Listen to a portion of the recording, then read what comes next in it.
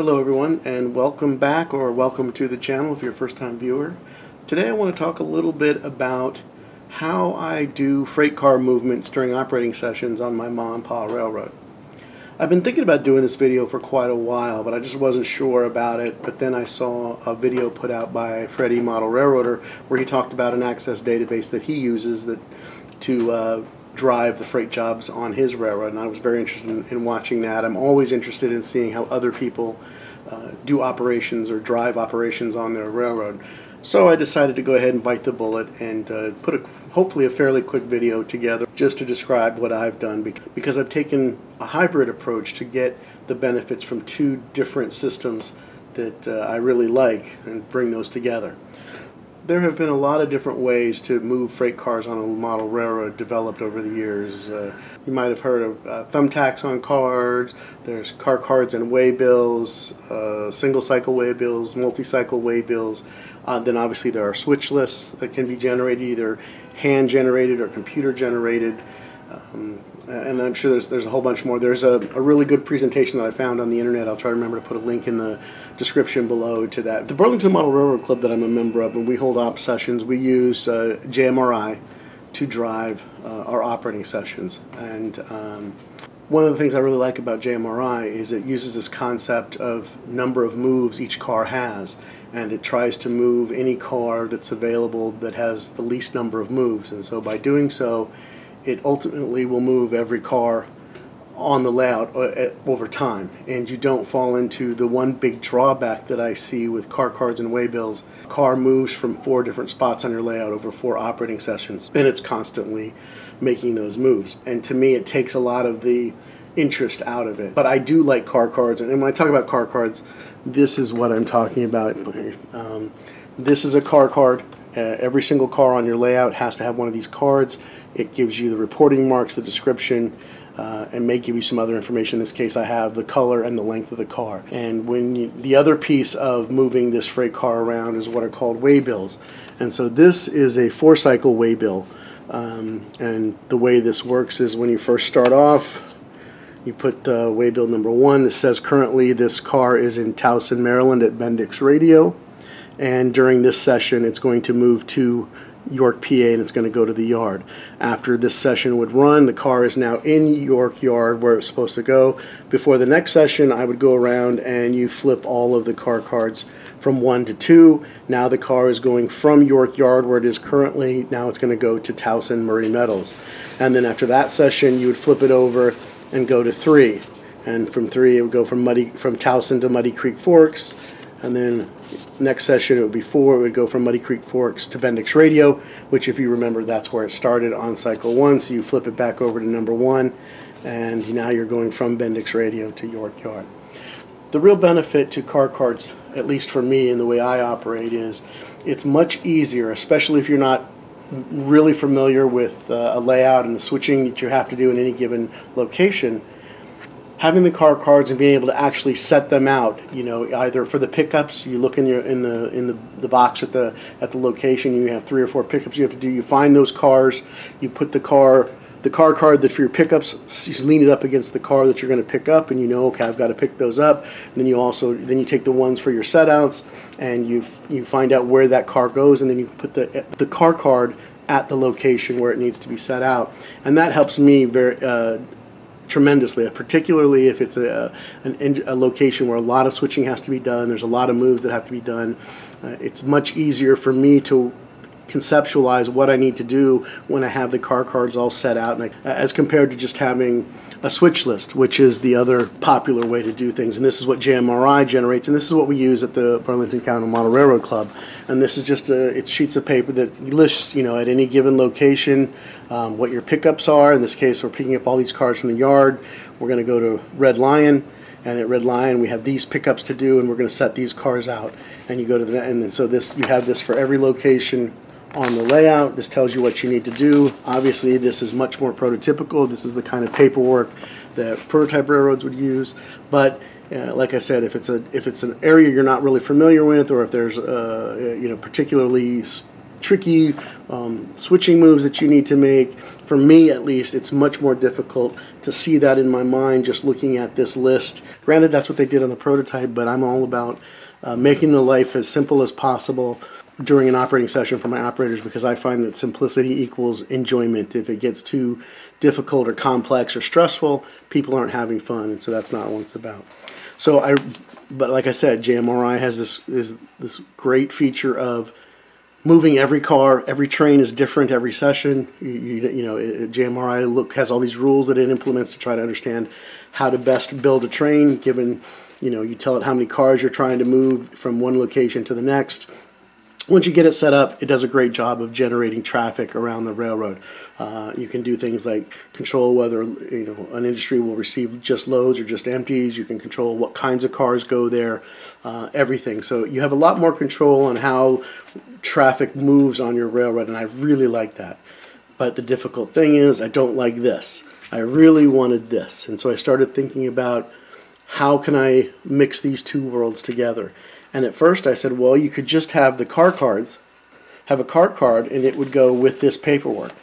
And you could set your car cards out, everything just like you could if you're using the Car Cards and Waybills, but you would use the switch list to actually tell you what has to get done. You would not be using the Waybills.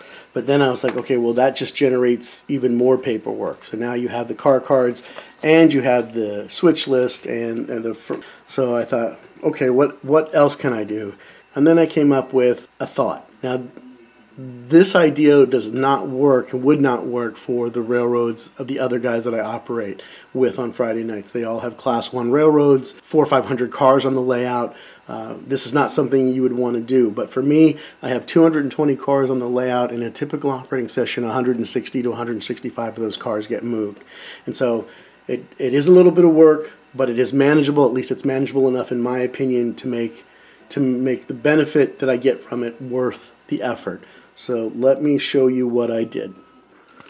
So the first thing that I do, and if I didn't mention this, everything is driven by JMRI. So I have set JMRI Operations Pro up with all the things that you have to do to make that happen. And then I can then build the trains have the manifest for the trains generated by JMRI before each session. And I can then take and generate a report out of JMRI that I pull into Microsoft Excel just to make it easy to manipulate and to print it out, and it gives me this list of cars and where they are and where they're going. And with that list, I start building each train. So if we wanted to take an example, and we're going to pretend that this car card that I've been using as my example, which is a B&O flat car, we're going to pretend that that's the first car listed here on this switch list. Instead of it being the LS&I box car, we're going to pretend this is B&O flat car. We're building train YB10, it says right here. And so what I have to do is, I will go and walk around the layout and pull all of the car cards for each one of the cars listed on this train, whether it's the ones picked up in the yard or the ones that will be picked up subsequent locations and taken to the final destination. And for each one of those, once I have all the car cards for the train, I have printed up these train ID sheets. And so what I'll do is for every one of these cars that are in the list, I put this in here. So now one of the things this helps is the operators, each time they go to a location and they have work to do, all they have to do is look for in the pickup boxes any cars that have the same train symbol as what their train that they're running. And these are all color-coded so that that's an additional indicator for them to look at both color and symbol. So that's just something to help them out. Then the next thing that I will do, now this car is coming from York. So since this car is coming from, so I'll do all the cars that are starting from York, I will grab, the Waybills are now created from two separate pieces. So you have the where it's coming from, which are the small ones, and they'll go here. So this car is going from the yard in York, PA. And now I need the destination, and we're going to say, okay, it was going to Atlantic Refining in Red Lion. And so the second piece of it is I have what I call the destination card. And that slides in here, and you can see that this is going to Red Lion, it's going to Atlantic Refining, and this happens to say that the the goods that it's carrying is equipment and supplies. So now this card is ready to be put in the box at York Yard for the yardmaster to assemble as part of YB10 when he's building this train to go out. And again, the color helps, and this indicates really helps the yardmaster. He says, oh, looks at his schedule, says, oh, I got to build YB10. Okay, he starts going through his boxes looking for the green YB10 cars, and he just pulls those cars. Then he needs to assemble the train, blocking it by town and industry as best as possible within the time that he's got, and then get it out of the yard once it's ready. So I go through and I do that for every single car that's going to be moved during the session. And again, that's about 160 to 165 cars, and it takes me a couple of hours to do it. But I've got a whole system. You can kind of see here if I span over. I've got all of these little containers that have each one of them has a location, and it has the different cards in them. So like here's York, and you've got your destination if they're going to the yard, or if they're coming from the yard. And for every location I have that. And so when I'm setting it up, I've got them all laid out into piles, and I can go through this. And again, it takes a couple of hours to do it. And yes, it's a little bit of work, but again, I really like the fact that every car on the layout gets moved. Every train is different every session, and I don't have to come up with like 800 different 4-cycle waybills with different combinations of moving cars from A to B to C and back to A.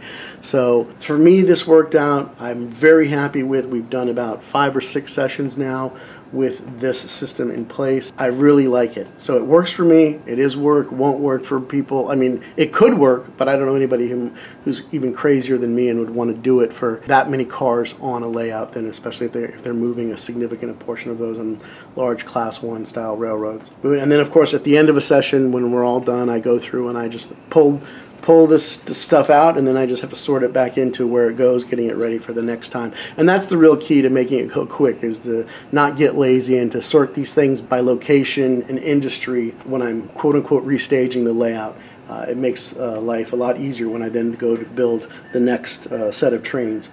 And another thing I really like about JMRI is there is no restaging of the layout. A train that ran from one end of the railroad to the other end of the railroad and is going to do the same thing the next session doesn't have to be, reset and moved back to its starting location in preparation. I just build a brand new train with the cars that are in the starting location, and so I don't have to do any restaging of the railroad in terms of moving cars. Cars move during the session, and they sit there until the next session. No cars need to be moved. I do things like having to change loads to empties in the coal cars and the ore cars and that kind of stuff, but no, running a train from A back to B. So that in a nutshell is what I do for my operating session. Hopefully that's been interesting, maybe just if not for no other reason than an insight into the insanity that is my mind when it comes to running my railroad, but maybe it gives you some ideas on different things that you might want to try and do if you're struggling with 4-cycle waybills and repetitive trains and JMRI paperwork. So thanks for watching, really appreciate it, and we will see you down the rails.